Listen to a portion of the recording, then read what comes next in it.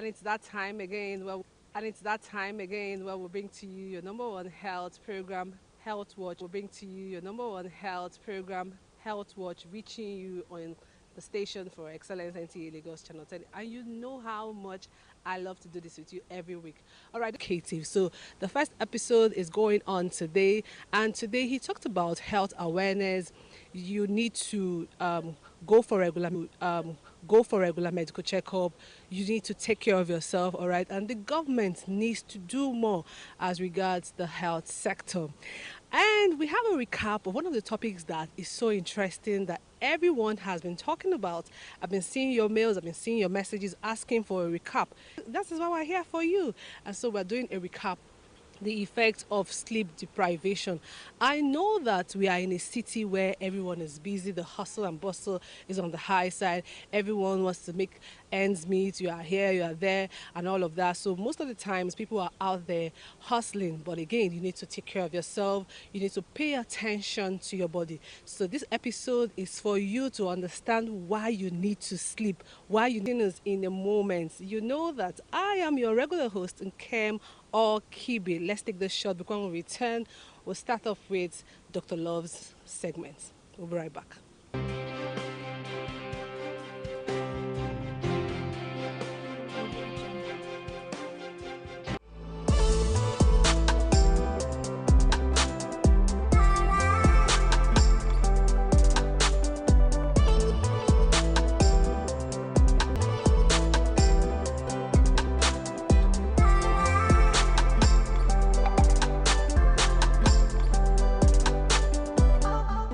I am Dr. Love, the CEO and founder of Love for Health Organization.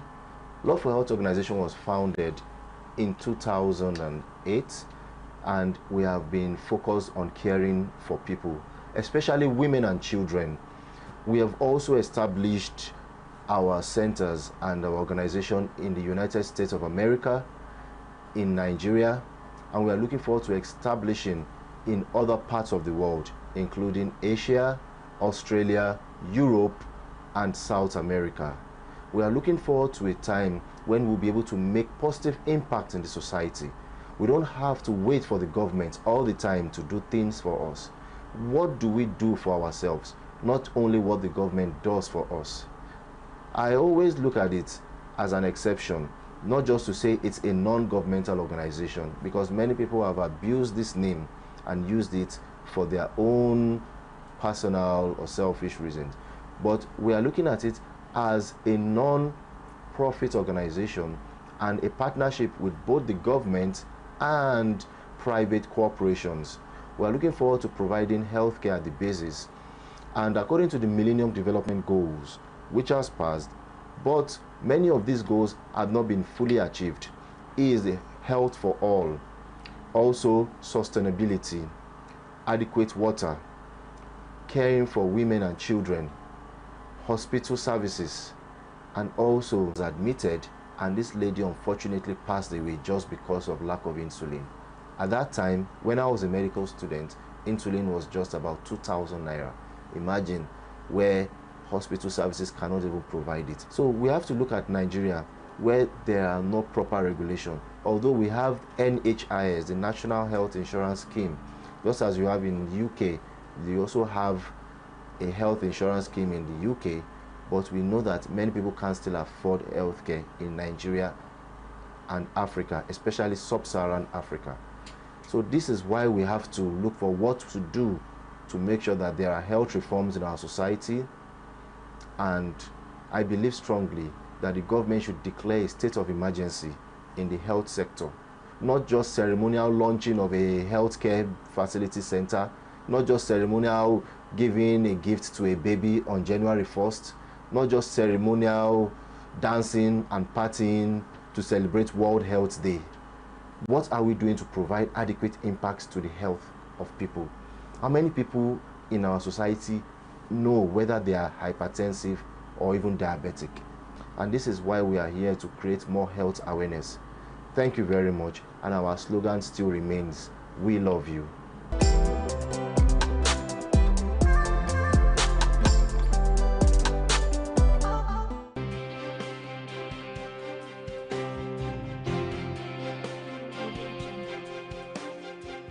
Thank you so much, Dr. Love.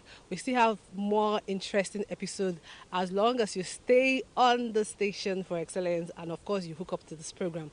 Up next is the recap of the episode on sleep. Dr. Moyosuri Oke said a whole lot about the importance of sleep and self care. Let's take a look. We'll be right back.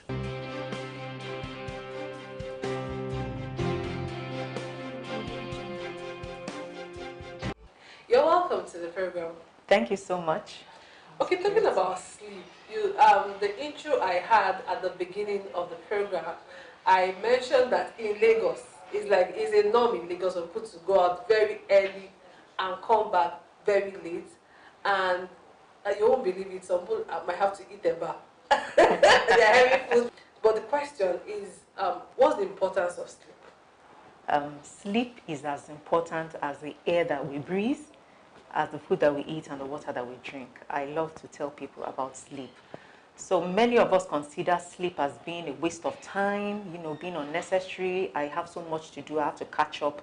And so that's why you find out that people wake up very early to go to their places of work and then they come back very late. So they have a very little time, to catch up with sleep. But people need to understand that they need to pay more attention, to their sleep. And the reason is because when we sleep, our body repairs itself. It's just like wheeling in your vehicle into the mechanic workshop, to say, okay, this vehicle needs to be, checked, even though there's nothing really wrong, but, that check that you do from time to time. So in the same way, when we sleep at night, after being all over the place throughout the day, your body repairs itself. Your DNA naturally repairs itself. And there are certain functions that take place in the brain, in other organs, like our kidneys, our liver, even our bowel, in our heart. So whenever we don't sleep well, it's going to affect those organs. Now, let's talk about the brain, for example. We have studies now that show that when we are deprived of sleep, that we are more likely to develop dementia, earlier in life. So we are seeing people developing dementia at age 60 now. Even people at age 50, they are developing dementia. And so there was this comparative study, longitudinal study that was done, and it was discovered that the people that slept longer hours, between 7 and 9 hours, they were less likely to have dementia as compared to people who slept less than 6 hours, habitually. So we're not talking about an occasional thing, but something that becomes habitual and consistent, and people just feel that this is me. I can't afford to sleep more than 4 hours. So when we sleep, our cells repair themselves. And then aside from that, very importantly, because we've discovered that when people are acutely sleep deprived, they're more likely to lose, their moral judgment. So they make wrong decisions. And they take decisions on behalf of other people, and that can impair, a lot of what is going on around them. For example, now, there was a pilot who was investigated. They tried to investigate the cause of a plane crash, and they discovered that the pilot was fatigued. So maybe the decision he made at that time about landing the plane was not the right decision, and eventually resulted in a plane crash. Let's bring it home, even to our roots. We find out that some people have accidents from time to time. People are dozing up at their steering, and so there are accidents. All those things can be prevented if those individuals who are at the steering had a good night's rest or a refreshing sleep. And so they will be able to make the right decisions. They will avoid accidents. Somebody was dozing off and was typing in the amount of money that was to be transferred from a bank to another bank, and added more zeros because she was tired and drowsy. Typed in more zeros. But fortunately, they were able to retrieve the money. She actually pressed the send button. So there are so many things that can go wrong when we don't sleep enough. So that's memory. If you are going for an exam and you decide to do till daybreak, we used to do that in school. You read till daybreak. You can get into the exam and have a brain block, because your brain is supposed to consolidate short-term memory into long-term memory. So if you read something within a short period of time, for you to be able to remember that thing, you're supposed to actually sleep so that your body can get enough of what we call the REM sleep and non-REM sleep and the deep stages of sleep. Those are the things that will make the person remember what he has read. Very interesting. Thank you. You actually even touched what will happen if you are deprived of sleep. But you mentioned just now the stages of sleep. Can you just briefly tell us about the stages of sleep? Okay, so we have two major types of sleep. So we have the REM sleep, we have the non-REM sleep. So all these stages of sleep, they have their own functions. You know, you might find yourself being able to wake up quickly from a certain stage of sleep. That will be in the stage of light sleep. So most of the time, our sleep will start with the non-REM, and then we now go into the REM sleep, and then so we cycle in between the REM sleep and non-REM sleep during the course of the night. So all of them have their important functions. So we need to take our sleep seriously. Even the light stages of sleep are important. But if you have not had enough of your deep sleep and you are woken up from that deep sleep, you feel very groggy, you feel tired, you feel as if your sleep was not refreshed or not refreshing. But if you wake up in the light stage of sleep, you find out that as you have circled out of that deep stage of sleep to the light stage of sleep, and you wake up at that time, you will feel more alive, and ready to face your day. What would you say is the reason why some people cannot catch sleep? Like, let me use the right word, they can't fall asleep. Do you understand? Like, the person is tired, you are stressed out. So the first thing that comes to anybody's mind is, go and sleep. And so it even happens to children. Sometimes you say, go and sleep. They're trying to make you happy. So you just call their next thing 1 hour, this child is still there. And the child is telling you, but I'm trying to sleep, but it's not coming. Do you understand? Yes, and then it happens to adults when adults are stressed out. It happens to all of us. Yes. So the reason is because we are not supposed to go to bed stressed. Stress is one of the things that will prevent you from falling asleep readily. So we expect every individual who is going to lie down to sleep within a certain period of time, usually within 15 to 20 minutes. We expect you to sleep. We don't expect you to just land on the bed and fall asleep. In fact, if you go on your bed and you sleep within 5 minutes, that means that person is sleep deprived. Yes. So your body is supposed to wind down. And it is recommended that you wind down over a period of 30 minutes to 1 hour before bedtime. So we don't want to go through the hula baloo of Lagos life and then you just come and lie on the bed and just sleep. If you sleep, that will be a sleep of exhaustion and you are going to wake up soon after that because you did not really prepare your body to sleep. Okay. So we're supposed to wind down from activities, things that are mentally engaging, things that are distressing. Some people, it's just before bedtime at 10 o'clock, they want to watch the 10 o'clock news. So you go and you start watching the news and you hear of all sorts of things that could actually be distressing, especially if you want to go to other international news channels and you'll be wondering what's going on around me, why is this happening here and there, one distress and all of that. All of that sends messages to your brain and creates a sense of alertness. And all these devices that we watch, the TV, our iPad, computers, our phones, they are devices that send messages to you to keep alert. And so you find out that at that time you'll not be able to sleep because it interferes with the production of the sleep hormone, which is supposed to be heightened at that time. But once you're exposed to those lights, your sleepiness reduces. And so you find out that you can stay awake for longer.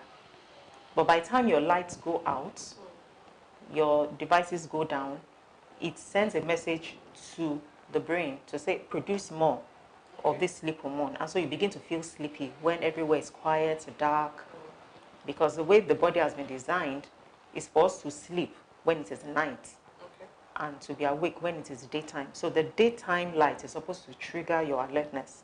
But we are now bringing what is supposed to be in the day to the nighttime. And so that pushes back what we call the biological clock on our inside. and so you find out you won't be able to sleep as easily. But by the time you now begin to work on what to do before bedtime, especially within the 4 hours just before bedtime. For example, meals. You talked about people coming home to eat eba at 11 o'clock. Okay, let's not even say 11 o'clock, even 9 o'clock.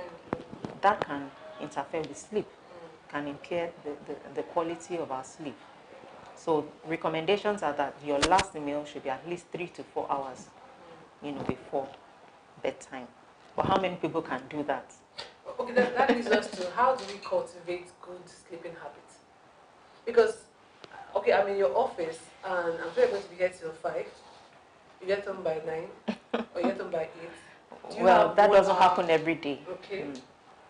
So how do we cultivate good sleeping habit? Because Lagos is just peculiar. Lagos is peculiar. It's exceptional. There's nothing anyone can do about it. You just see that you want to beat traffic. You want to always beat traffic. So most times you end up, even on the stairs, sometimes you feel sleepy. It happens to almost everybody that drives.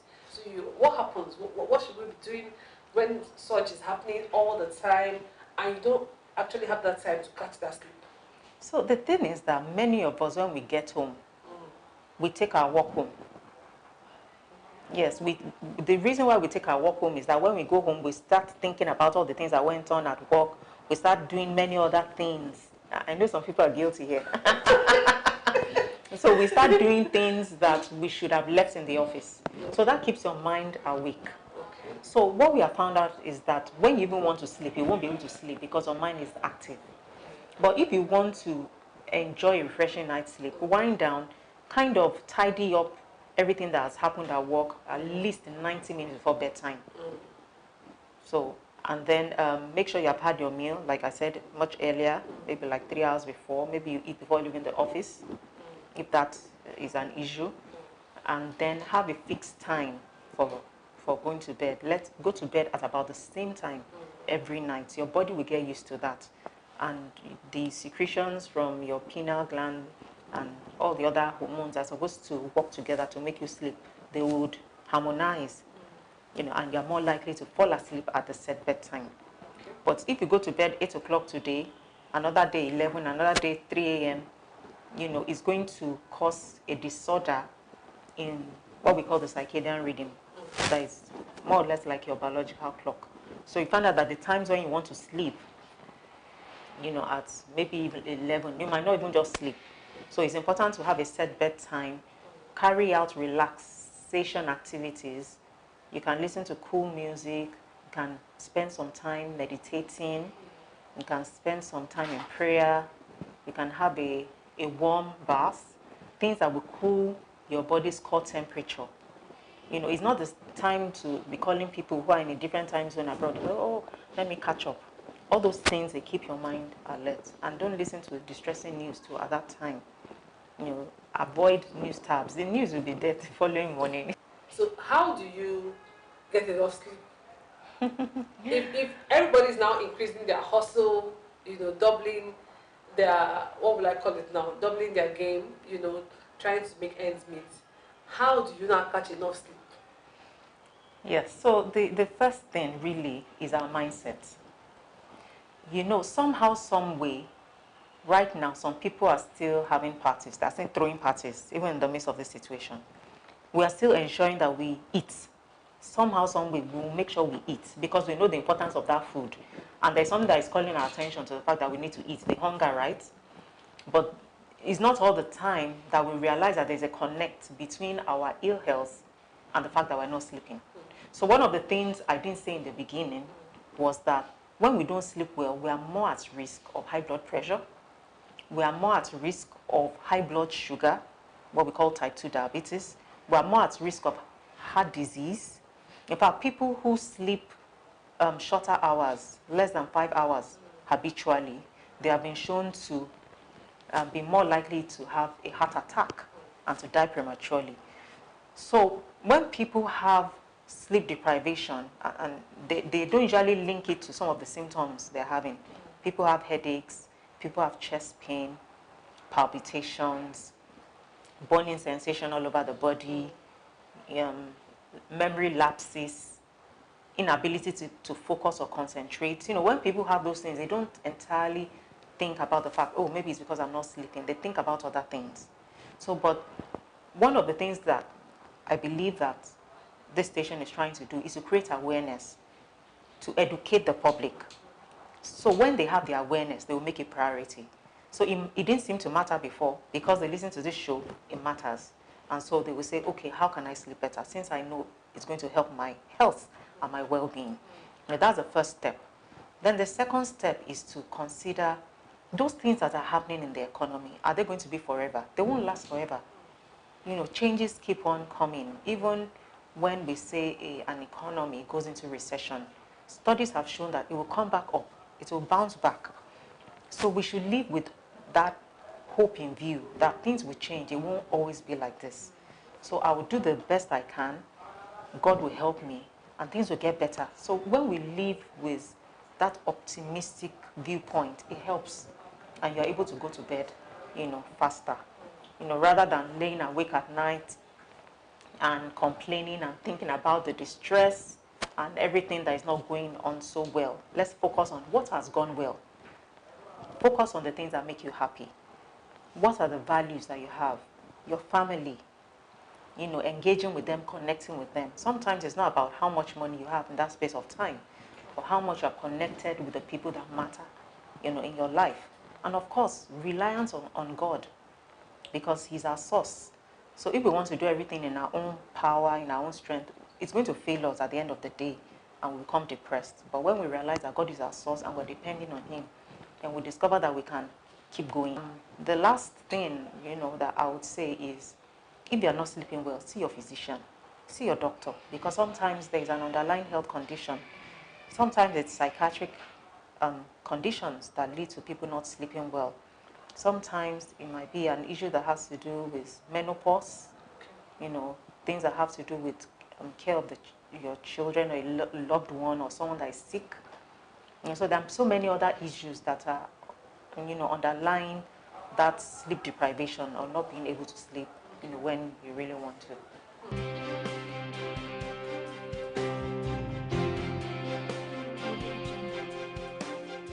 And that's the much we can take on this week's edition of Health Watch. Remember, I normally say that health conscious people live longer. Thank you so much, Dr. Moyesore. Okay.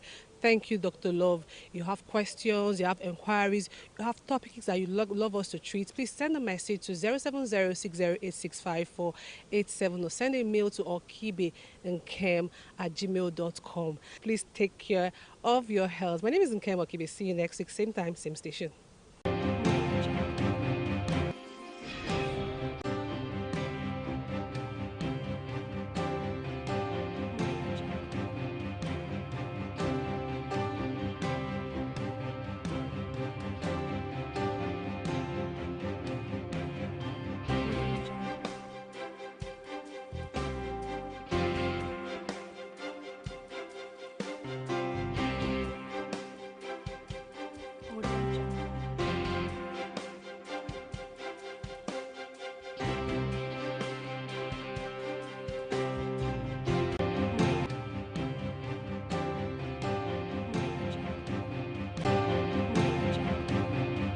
You want